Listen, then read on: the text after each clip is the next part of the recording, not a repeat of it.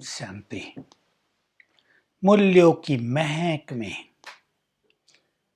आज आपका श्रृंगार हो रहा है। आपका जीवन महक उठेगा नम्रता और मधुरता से। नम्रता सचमुच हमारा कवच है। नम्रचित्त व्यक्ति के पास अनेक समस्याएं तो आने से पहले ही समाप्त हो जाती हैं। कहीं कार जरा सी टच हो जाती है, आप नीचे उतरते हैं और हाथ जोड़कर नम्रता से कहते हैं आई एम सॉरी, गलती हो गई। दूसरा व्यक्ति तुरंत शांत हो जाता है और आप बहस करने लगे उससे, तुम्हारी गलती है, मेरी नहीं है, ये है वो है, गुस्साबाजी हो जाए तो एक छोटी सी बात बहुत बड़ा तूफान बन जाती है। नम्रता अनेक समस्याओं को तत्काल स्टॉप करने वाली है।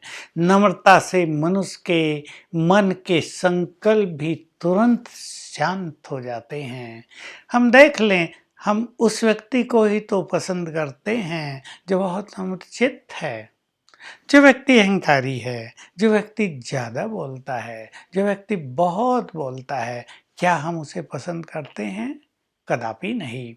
तो जिस व्यक्ति को हम पसंद करते हैं, दूसरे व्यक्तियों में जो कुछ हम देखना चाहते हैं, वैसा ही हम स्वयं भी तो करें। नम्रता का व्यवहार।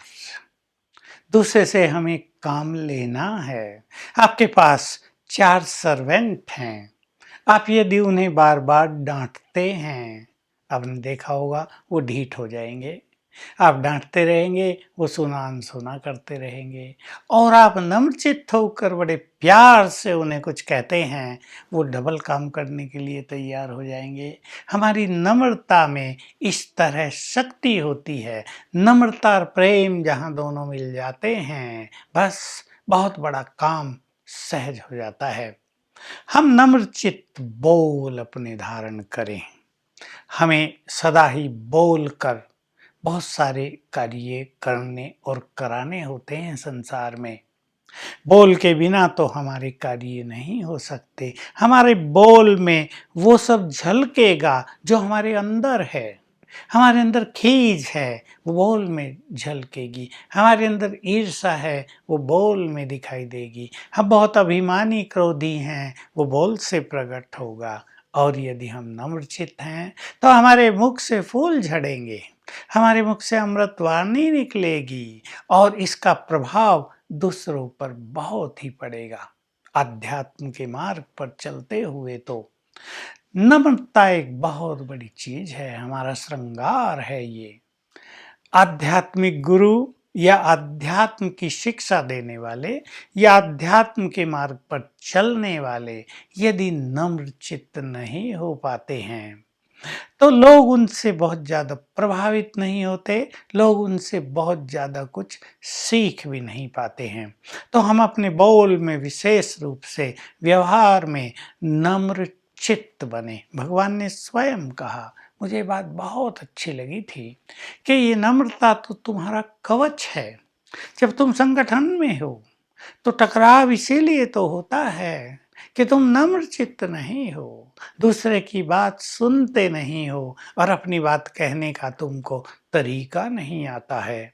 अगर ये दोनों चीज तुम सीख लें तो हमेशा ही संगठनों में तुम टकराव से मुक्त रह सकते हो। और जहाँ संगठन हमारा टकराव से मुक्त है, वो संगठन वो बहुत पावरफुल है।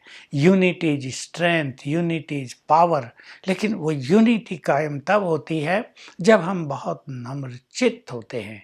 यदि किसी टीम का लीडर नम्रचित्त नहीं है, उसमें थोड़ा भी अभिमान है, बात करने का तरीका गलत है, वो दूसरे की बात सुनता भी नहीं है, उसे मिलने के लिए भी बहुत बहुत मेहनत करनी पड़ती है, उसे मिलने के लिए लोग डरते हैं, तो समझ लें कोई कार्य ठीक नहीं होगा, हम सफल नहीं होंगे। हमारी संगठन की शक्ति बहुत अच्छी तरह काम नहीं करेंगी।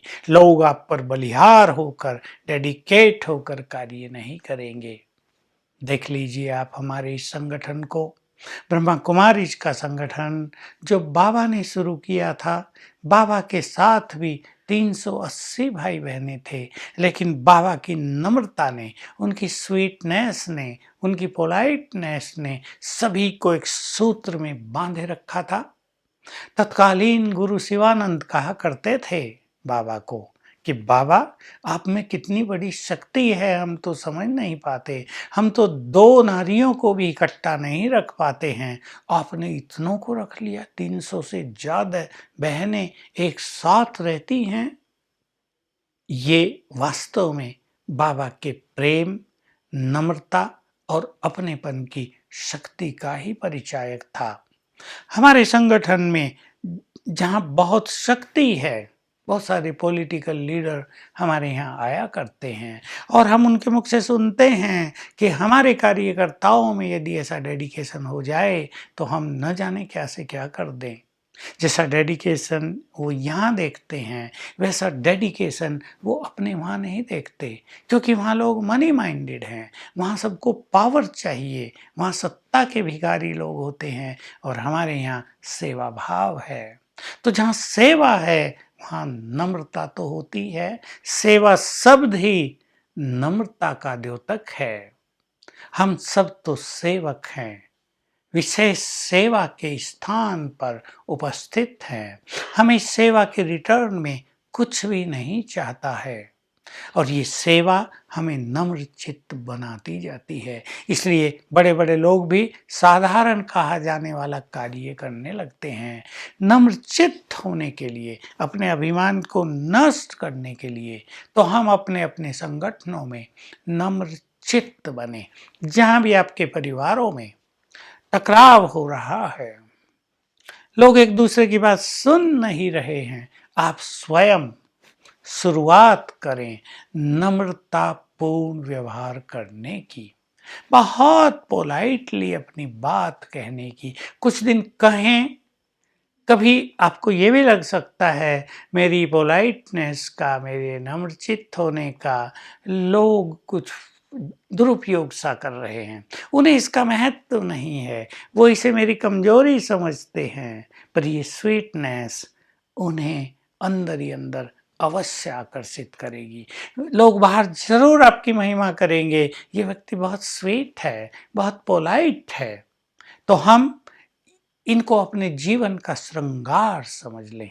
ये सभी सद्गुण, विशेष रूप से मधुरता और नम्रता, ये तो मनुष्य जीवन का सुंदर श्रृंगार है। जेवरों से श्रृंगारित व्यक्ति उतना आकर्षित नहीं कर सकता, लेकिन जिसके पास ये स्थूल जेवर नहीं, लेकिन ये सद्गुणों के जेवर हैं, वो सचमुच दूसरों को बहुत ज़्यादा आकर्षित करता है। हमारे परम पिता को देख लीजिए, जो सर्वशक्तिवान है, जो ऑलमाइटी अथॉरिटी है, जिसके हाथ में संपूर्ण सत्ता है। वो चाहे तो संकल्प करते ही सारा खेल इधर से उधर कर दे, लेकिन जब हम उसकी वाणी सुनते हैं तो उसमें नम्रता झलकती है, मानो नम्रता का भी वो सागर हो, कभी भी उद्वेग उनमें दिखाई नहीं देता।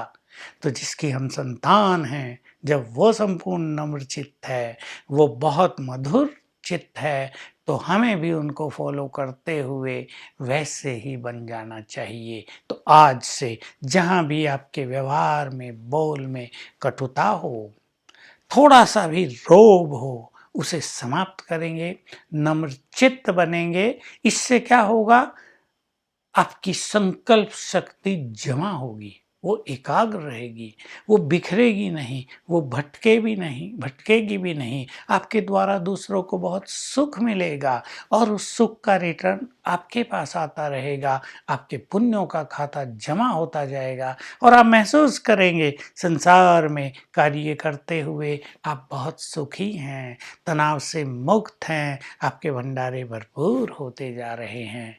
तो आइए, इस कर्म क्षेत्र पर, जो कि युद्ध क्षेत्र बन गया है, ये संसार युद्ध क्षेत्र जैसा बन गया है, नम्रता का कवच धारण करें और ज्ञान और योग के अस्त्र शस्त्र लेकर माया के इस युद्ध में विजयी हो जाएं। ओम शांति।